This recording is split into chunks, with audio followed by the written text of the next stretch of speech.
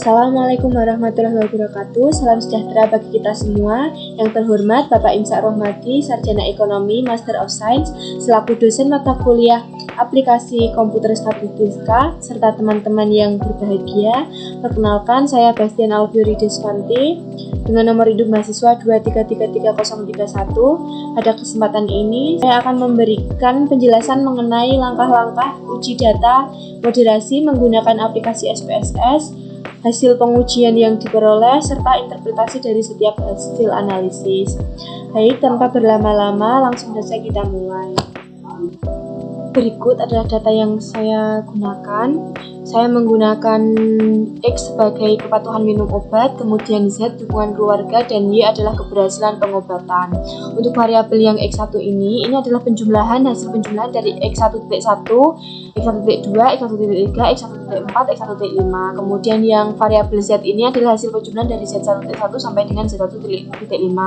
Kemudian untuk yang variabel Y ini adalah hasil penjumlahan dari Y1.1 sampai dengan Y1.5. Yang pertama yang akan kita lakukan adalah uji deskriptif untuk melihat gambaran umum mengenai karakteristik data sebelum dilakukan analisis lebih lanjut. Caranya, ini kita pindahkan dulu datanya ke SPSS, ini sudah saya pindahkan.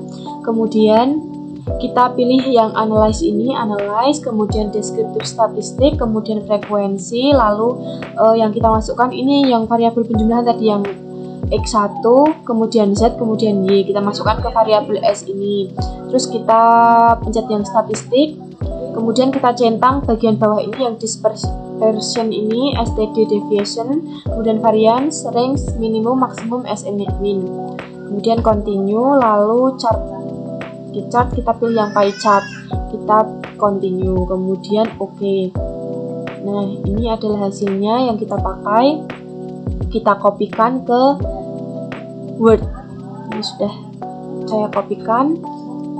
Kemudian interpretasinya, variabel kepatuhan minum obat atau X, rata-rata skor kepatuhan minum obat sebesar 16,93 yang menunjukkan bahwa secara umum responden memiliki tingkat kepatuhan yang cukup baik. Nilai standar deviasi sebesar 5,717 menunjukkan adanya variasi jawaban responden, namun masih tergolong tidak terlalu tinggi. Skor kepatuhan berkisar antara 7 sampai 25 sehingga terdapat perbedaan tingkat kepatuhan di antara responden. Kemudian variabel dukungan keluarga atau Z, rata-rata skor dukungan keluarga sebesar 16,67 yang menunjukkan bahwa responden memperoleh dukungan keluarga dalam kategori cukup baik. Standar deviasi sebesar 6,397 menunjukkan bahwa tingkat dukungan keluarga yang diterima responden cukup beragam. Nilai minimum sebesar 6 dan maksimum 25 menunjukkan adanya perbedaan tingkat dukungan keluarga antar responden. Kemudian variabel keberhasilan pengobatan atau Y, rata-rata keberhasilan pengobatan sebesar 17,13 yang menunjukkan bahwa secara umum tingkat keberhasilan pengobatan responden tergolong baik. Standar deviasi sebesar 5,029 mengindikasikan bahwa penyebaran data relatif kecil sehingga nilai responden tidak terlalu jauh dari rata-ratanya. Berikut adalah pie chart tadi yang kita pilih. Ini adalah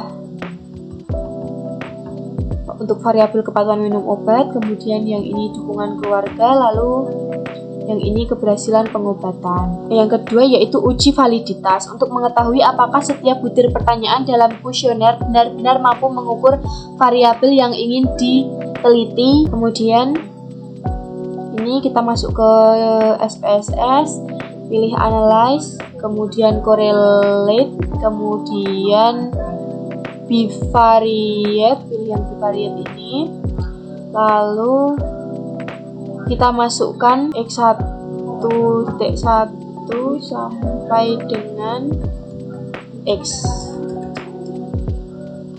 Kita masukkan, terus optionnya udah. Kita centang yang Pearson ini, kemudian toilet, terus OK.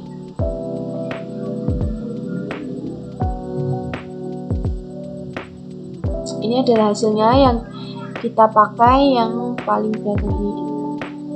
X1.1 0,978, X x1.2 0,948, kemudian x1.3 0,901, x1.4 0,905, x1.5 0,948, x1 1. Kita kopikan dulu, kita pindah ke Word. Tabel yang kita pakai 0,361, dan di sini untuk variabel x-nya terdeteksi valid semua. Terus kemudian masuk ke yang variabel z-nya, correlate lagi, bivariate, kemudian ini kita keluarkan dulu yang variabel x-nya, kita keluarkan, kita masukkan yang variabel z ini dari z1.1 sampai ke z, kita masukkan ke variabel, kemudian jangan lupa centang persen, total, kemudian oke. Nah, ini yang kita pakai. Variabel z1.1 menunjukkan 0,991, kemudian z1.2 menunjukkan 0,977, z1.3 menunjukkan 0,909, variabel z1.4 menunjukkan 0,926, kemudian variabel z1.5 menunjukkan 0,972, variabel z-nya yaitu 1. Kita copy, kita pindahkan ke Word.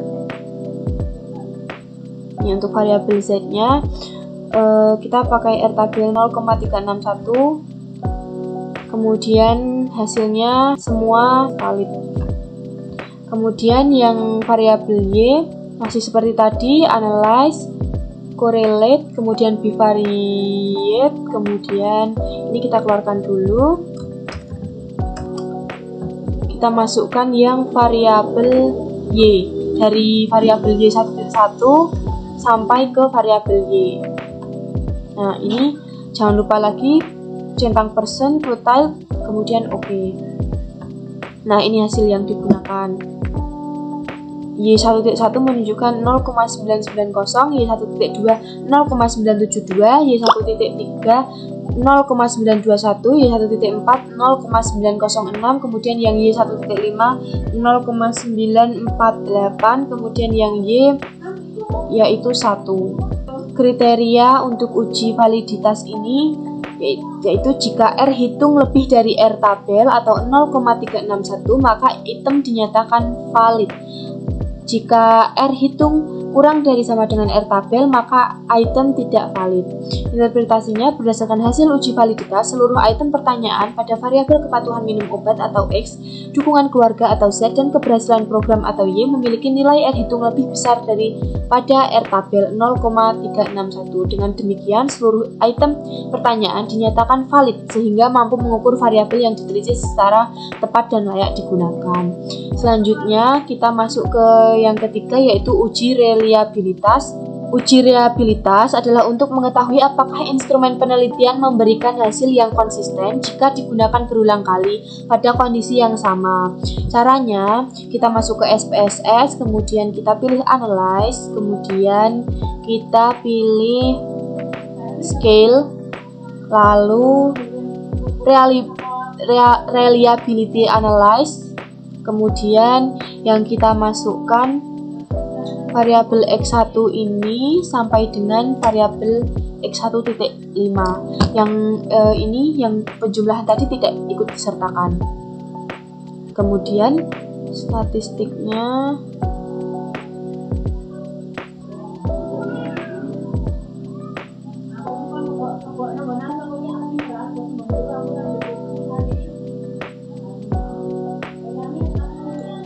good. Ini hasilnya reliability statistik untuk yang X1 untuk yang variabel X ya. Sesuai ya, yang ini kita copy, kita pastekan ke Word. Nah, berikut. Kemudian untuk yang variabel Z masih sama, kita masuk ke Analyze, Scale, kemudian Reliability Analyze. Kita keluarkan dulu yang variabel X tadi, kita keluarkan, kita masukkan yang variabel Z ini. Variabel Z kita blok dari Z1.1 sampai dengan Z1.5. Untuk yang variabel untuk yang perjumlahan tadi tidak ikut dimasukkan. Kita pilih OK, dan hasilnya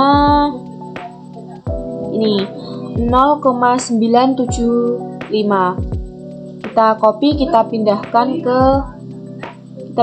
ke Word.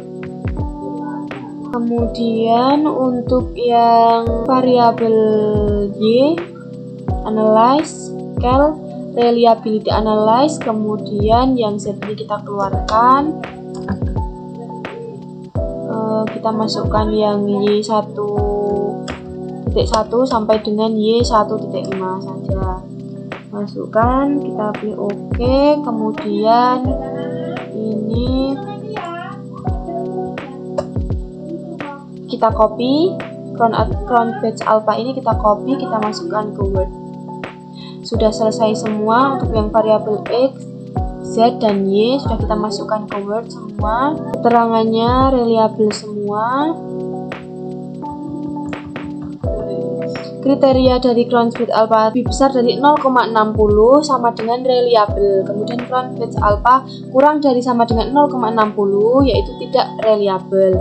Nilai crown batch alpha pada seluruh variabel lebih besar dari 0,60 yaitu 0,964, 0,975 dan 0,971. Hal ini menunjukkan bahwa seluruh instrumen penelitian memiliki tingkat konsistensi yang sangat tinggi sehingga dinyatakan reliable dan layak digunakan sebagai alat pengumpulan data. Untuk melakukan uji selanjutnya, pertama-tama kita harus transform data terlebih dahulu. Caranya, kita masuk ke SPSS, kemudian pilih transform, lalu compute variabel, kemudian pada target variabel kita ketikkan X underscore Z, lalu pada numeric expression ini kita masukkan X1, kemudian kita kalikan ini dengan bintang ini, kita kali dengan Z, kita masukkan Z, kemudian OK. Nah, ini sudah bertambah ya variabelnya. Selanjutnya yang harus dilakukan yaitu transform uji moderasi, di mana untuk mengurangi adanya multicollinearitas. Yang pertama variabel, kemudian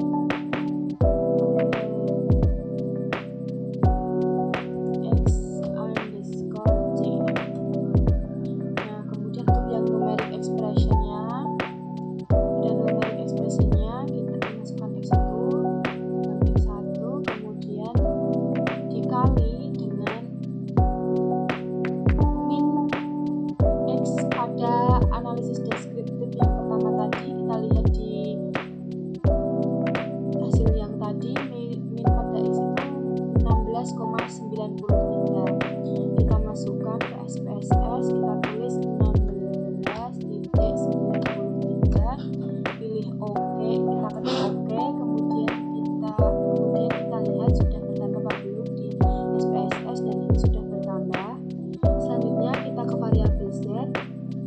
Dengan cara yang sama, klik transform, compute variabel, kemudian target variabelnya kita ganti Z underscore Z, kemudian yang di numeric expression kita ganti Z dikalikan dengan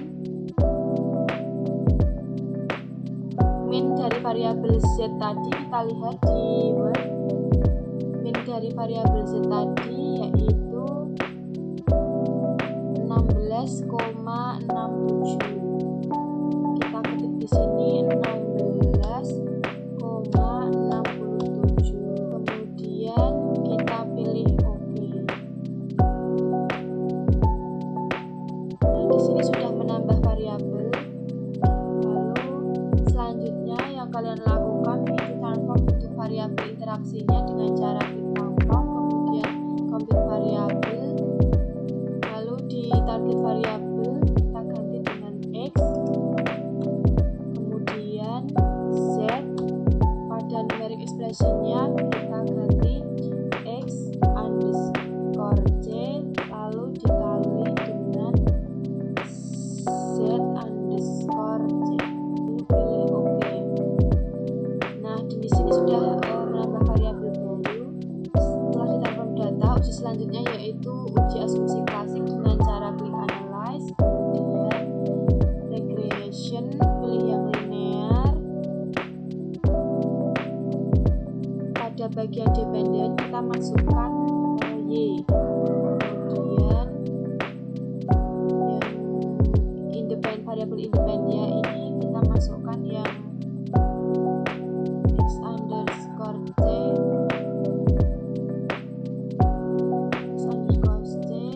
z underscore c, kemudian xz kita masukkan ke independen.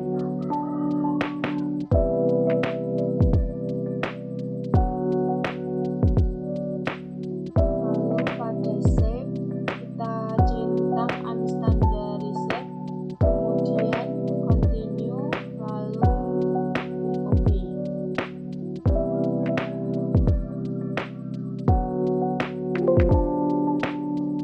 Nah, di sini menambah variabel baru untuk yang unstandarized, kemudian menjadi pre1 ini. Lalu untuk uji selanjutnya yaitu uji normalitas dengan cara quick analyze, kemudian non parametric test, kemudian legalisi dialog ini, legalisi dialog, kemudian pilih yang one sample KS ini.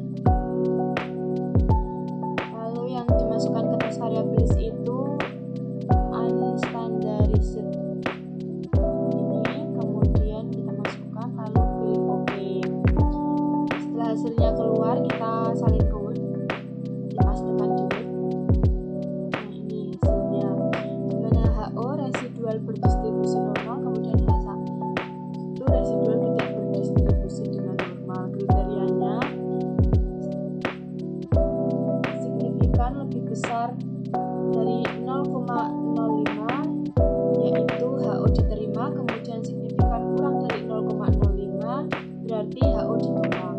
Nilai signifikansi uji Kolmogorov-Smirnov diperoleh nilai asymmetric dua tail sebesar 0,981 lebih besar dari 0,05, dengan demikian HO diterima, sehingga residual dalam model regresi berdistribusi normal. Oleh karena itu, model regresi telah memenuhi asumsi normalitas.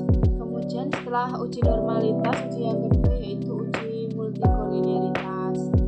Pertama-tama buka SPSS-nya dulu, lalu pilih analyze, kemudian regression linear,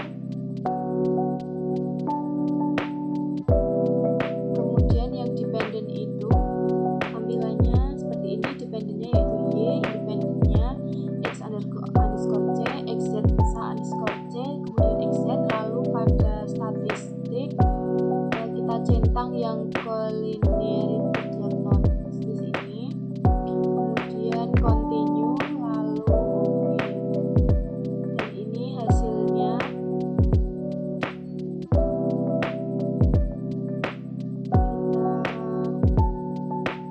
Maka yang ini koefisien kita copy, lalu kita salinkan ke Word. Nah, di sini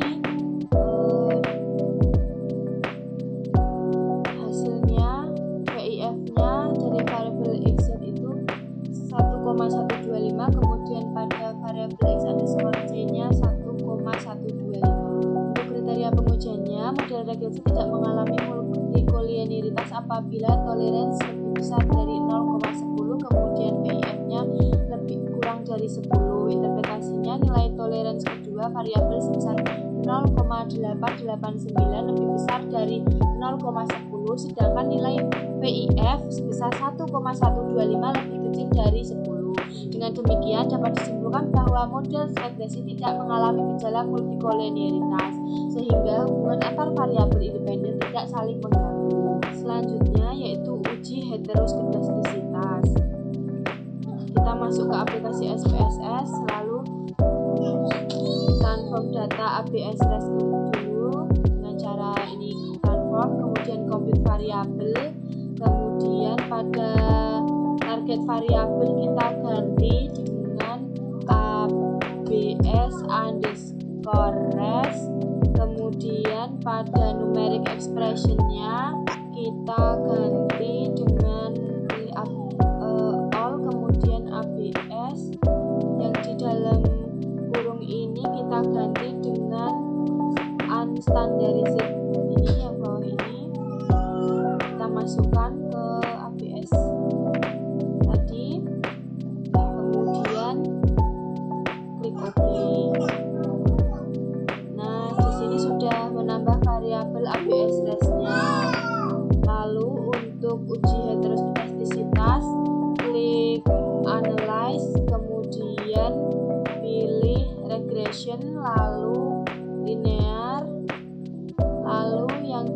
dan ini diganti dengan ABS rest.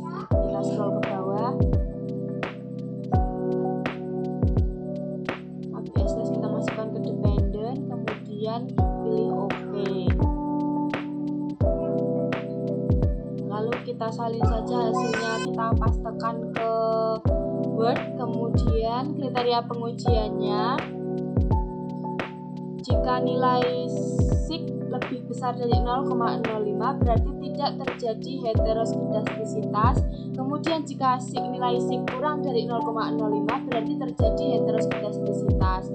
Seluruh variabel memiliki nilai signifikansi lebih besar dari 0,05 yaitu 0,146, 0,311 dan 0,093. Dengan demikian dapat disimpulkan bahwa model regresi tidak mengalami heteroskedastisitas, sehingga varians residual bersifat konstan dan model memenuhi asumsi homoskedastisitas. Kemudian uji selanjutnya yaitu uji analisis regresi linear. Dengan cara kita masuk ke SPSS, kemudian kita pilih analyze, kemudian regression, lalu linear, kemudian dependennya kita masukkan variabel Y.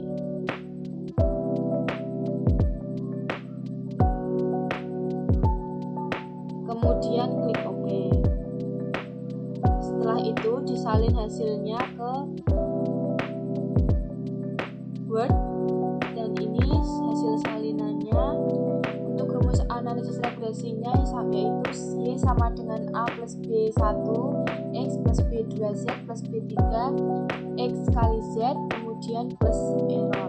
Interpretasinya nilai konstansa A sebesar 2,363 menunjukkan bahwa apabila variabel kepatuhan minum obat X, dukungan keluarga Z, dan interaksi antara kepatuhan minum obat dengan dukungan keluarga X kali Z dianggap bernilai 0, maka nilai keberhasilan pengobatan atau Y diperkirakan sebesar 2,363 satuan. Koefisiensi regresi kepatuhan minum obat atau B1 sebesar 0,499 menunjukkan bahwa setiap peningkatan satuan pada kepatuhan minum obat akan meningkatkan keberhasilan pengobatan sebesar 0,499 satuan dengan asumsi variabel lain tetap atau ceteris paribus. Koefisien ini bernilai positif sehingga menunjukkan hubungan yang searah antara kepatuhan minum obat dan keberhasilan pengobatan.